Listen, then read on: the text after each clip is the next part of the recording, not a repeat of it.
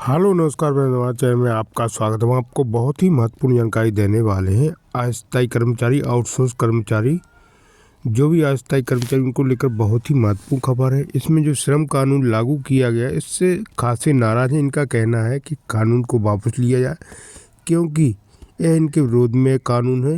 इसको लेकर ये सभी संगठन मांग करेंगे उसको वापस लिया जाए और इनका नियमितीकरण भविष्य सुरक्षित किया जाए, इनको स्थायी रोजगार दिया जाए और कम से कम मिनिमम 26,000 से लेकर 45,000 तक मानदेय इनको दिया जाए।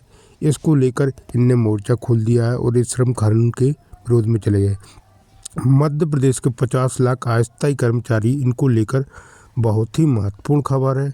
अब इनका क्या कहना है? आउटसोर्स, अस्थायी संविदा कर्मचारी हैं जो दैनिक वेतनभोगी हैं, अंशकालीन हैं, इन सभी ने मोर्चा खोला है और इनका कहना है कि श्रम कानून वापस लिया जाए, उनका स्थायीकरण किया जाए। मैं पूरी विस्तार से जानकारी देने वाला हूँ, लाइव वार्ता भी आपको सुनाने वाला हूँ, नेशनल डिबेट भी आपको सुनाने वाला हूँ। क्या कहना है अस्थायी कर्मचारियों का और संगठनों का क्या कहना है और प्रवक्ताओं का क्या कहना है, मीडिया क्या कहना है इनकी मांग को लेकर। आप वीडियो में बने रहे, वीडियो पूरा देखें। वीडियो अच्छा लगे तो लाइक और चैनल को सब्सक्राइब बिल्कुल अपडेट पाने के लिए।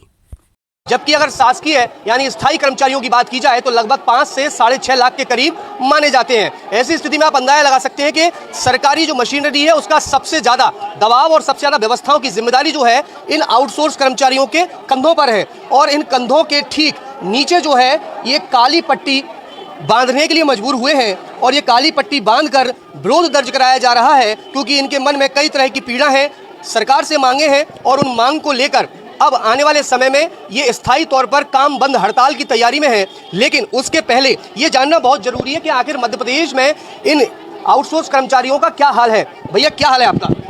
हमारा हाल बहुत बेकार है। बेकार क्यों है भाई? क्योंकि आज हमारा इसलिए बेकार है कि हमारी जो आउटसोर्स की नौकरी है वो आज नौकरी में है, कल ना रहे या ना रहे इसकी कोई गारंटी नहीं है। कल तो वैसे भी किसी ने नहीं देखा। नहीं, अब नौकरी हम 15 साल से स्वास्थ्य विभाग में पूरी ईमानदारी से सेवाएं दे रहे हैं, लेकिन लगातार देखने में आ रहा है प्रदेश में लगातार जो 10-10, 15-15 साल से जो सेवाएं दे रहे हैं उनको लगातार नौकरी से हटाया जा रहा है, लगातार उनको बेघर किया जा रहा है। इसलिए हमारा हाल बहुत बेकार है। अगर आउटसोर्स व्यवस्था की बात की जाए तो मध्य प्रदेश में कितना समय हो गया आउटसोर्स व्यवस्था लागू हुए? मध्य प्रदेश में विगत 10 से 12 साल से आउटसोर्स व्यवस्था लागू की गई है, जो कि निजी एजेंसियों के माध्यम से आउटसोर्स कर्मचारियों का निरंतर शोषण किया जा रहा है। जबकि मध्य प्रदेश में जो आउटसोर्स की संख्या है वो 10 लाख के लगभग है, लेकिन सरकार द्वारा जो आउटसोर्स की जो पीड़ा को बिल्कुल समझना नहीं चाहती है। उनके जो लगातार और निरंतर सरकार से हम पत्राचार कर रहे हैं कि मांग कर रहे हैं कि आउटसोर्स कर्मचारियों के लिए भी कोई नीति निर्धारित की जाए, लेकिन सरकार द्वारा हमारी मांगों पर बिल्कुल भी संज्ञान नहीं लिया जा रहा है। इसलिए नीति निर्धारण की मांग की जा रही है और नीति से पहले की क्या स्थिति रही है? वैसे आपको कितना समय हो गया काम करते हुए? मेरे को 10-12 साल हो गए। 12 साल? तो 12 साल से आप आउटसोर्स कर्मचारी हैं? नहीं, पहले हम लोग एनआरएचएम में थे, उसके बाद हमें आउटसोर्स में किया गया है। लेकिन हम शासन से ये चाहते हैं कि जो खाली पद पड़े हुए हैं तो कम से कम 50% पद डायरेक्ट भरे जाएं, बाकी 50% ओपन भर लें जो है। इससे क्या कैसे फ़ायदा जो है आउटसोर्स कर्मचारियों यानी आपको मिलने वाला है? फ़ायदा ये होगा कि आज हमें 10 से 12 हज़ार रुपये मिलते हैं। यदि अगर हम नियमित होते हैं तो ये हमारी सैलरी कम से कम जो 3 गुना हो जाएगी, तो जिससे हमारा घर का खर्चा, बच्चों की पढ़ाई वढ़ाई जो है अच्छे सुचारू रूप से चलता रहेगा। बाकी स्थिति तो ये है कि बड़ी स्थिति बहुत ख़राब है और शासन कहता है कि सबका साथ सबका विकास। हमारा विकास कहाँ हो रहा है? हमारा तो सर्वनाश हो रहा है। बिल्कुल, देखिए बड़ा नुकसान हो रहा है और नुकसान के बीच कई तरह की मांगें भी जो है इनके द्वारा की जा रही हैं। हमारे साथ सुरक्षा गार्ड मौजूद हैं। भाई साहब आपका क्या हाल है? बुरा हाल है। आपका भी बुरा हाल है। सुरक्षा गार्ड हैं आप, सुरक्षा की जिम्मेदारी है, खुद की सुरक्षा की कुछ स्थिति लगती है क्या? हमारी भी कुछ स्थिति गंभीर ही है, क्योंकि एक व्यक्ति एक गेट से वो गेट तक 4 पहिया के वाहनों को अकेला करने पड़ता है और कर्मचारी कम है, गार्ड भी कम है। तो सैलरी कितनी मिल रही है आपको? 9,000 रुपया। 9,000 रुपये कब से मिल रही है? कितना समय हो गया? जो अभी राष्ट्रीय सिक्योरिटी आई है जब से। तो इसके पहले कोई दूसरी कंपनी में, आउटसोर्स कंपनी में काम कर रहे थे? हाँ, सनशाइन में करते थे। उससे पहले 8 मिलते थे तो उसको 2,000 वापस करने पड़ते थे और 6,000 हमको मिलते थे।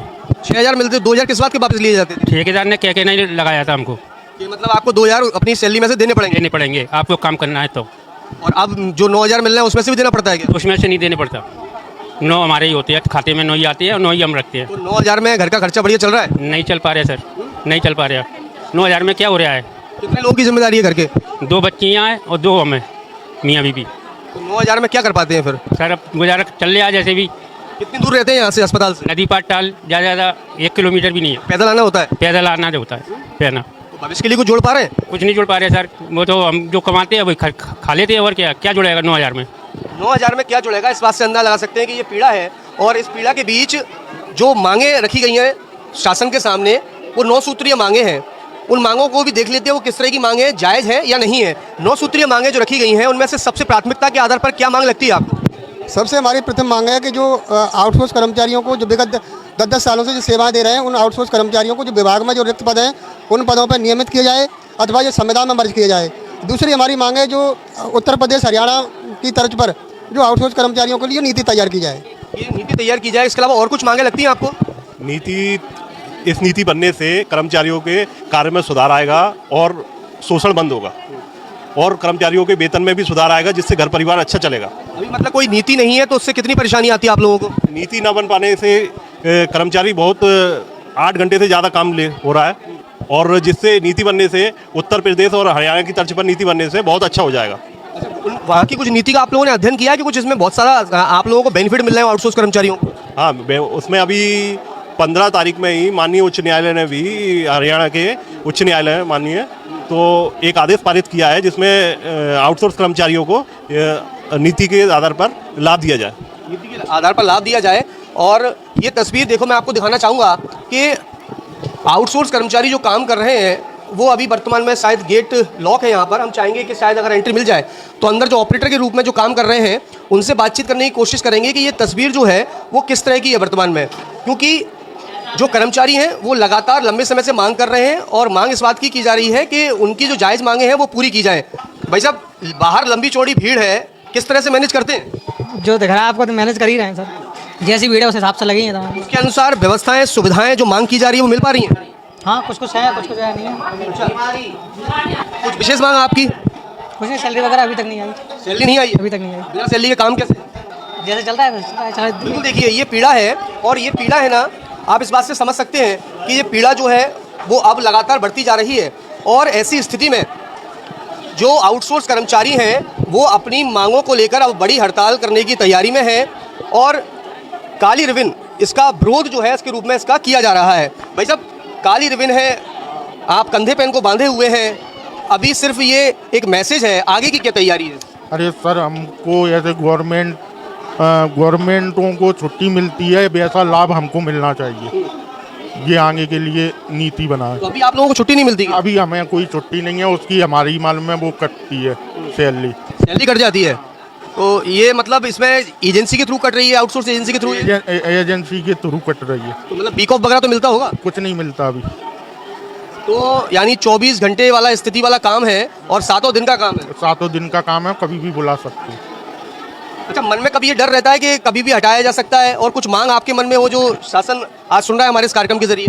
हाँ, मैं ये कहना चाहूँगा कि हम लोग 10-12 साल से मैं लगा हुआ हूँ, और अभी तक कोई मतलब ना तनख्वाह बढ़ रही है ना कुछ है। मतलब 12 साल से हम सेवाएं दे रहे हैं शासन को। 12 साल से? 12 साल से शासन को हम पूरी सेवाएं दे रहे हैं। काम करते हैं आप? जी, मैं सपोर्ट स्टाफ का काम करता हूँ। क्या क्या जिम्मेदारियाँ हैं आपकी? जी, मैं पर्चा बनाना, लाइन लगवाना, मतलब जो भी उन लोगों को सुविधा, सपोर्ट, पूरा फुल सपोर्ट करते हैं हम।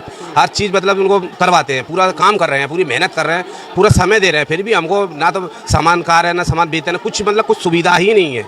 हम ये चाहते हैं कि शासन कुछ ना कुछ करे, और अब वेतन भी हमको पूरा ऊपर शासन से जितना भी आता है या कट पिट के ठेकेदारों के थ्रू कट पिट के हमको मिलता है। तो कितना अंतर पड़ जाता है वहाँ के भेजे हुए अमाउंट में और आपको मिलने वाले अमाउंट में? ये करीब 7-8 हज़ार रुपये का अंतर तो करीब पड़ता है हमको, मिलते ही है 10-11 हज़ार रुपये, ये करीब ऐसे ही मिलते हैं। शासन जो परमानेंट वालों कर्मचारी को तो काफ़ी वेतन मिलता है, 30,000 रुपये करीब हमको क्या मिल रहा है। जबकि काम बराबरी का किया बराबर का है, ड्यूटी बराबर की करना पड़ती है, ज़्यादा भी करने पड़ जाते होंगे कई बार। हाँ, वो तो इमरजेंसी बुला लें, अगर नहीं जाना तो नहीं जाना, करना ही पड़ेगा। और नहीं आए तो वेतन कटेगा, जैसे भाई साहब बता रहे हैं। वो तो वेतन कटेगा, वो तो सीधी सीधी बात है। इसके अलावा और कई पीड़ा जो है वो हो सकती है मन में? 11 महीने का हमारा जो एरियर रोक दिया है वो हमें मिलना चाहिए। एरियर क्यों रोक दिया गया आप लोगों को? हाँ, हमने तो कई बार इसका सिविल सर्जन सर से बोली, CMHO सर से बोली कई बार, लेकिन अभी तक उन्होंने कोई नहीं बोला, कुछ नहीं किया। आश्वासन दिया कि हम बोल देंगे, लेकिन अभी तक हमको ना तो एरियल आया हमारा, 11 महीने का रोक दिया उन्होंने। तो क्या लग रहा है कि अब ये काली रिबन बांध ली है, आगे बड़े आंदोलन की तैयारी है, अब आवाज़ सुनेंगे, समझेंगे क्या? इसके लिए हम एक बार कलेक्ट्रेट में और ज्ञापन देंगे। इसके लिए कलेक्टर मैडम से निवेदन करेंगे कि हम लोगों को 11 महीने का PF दिया जाए। बिल्कुल, देखिए ये जो स्थिति लग रही है, मांगे बहुत सारी हैं। आपको क्या लगता है कि आपके लिए सबसे ज़्यादा प्राथमिकता के आधार पर कौन सी मांग लगती है? सर, जैसे यूपी में किया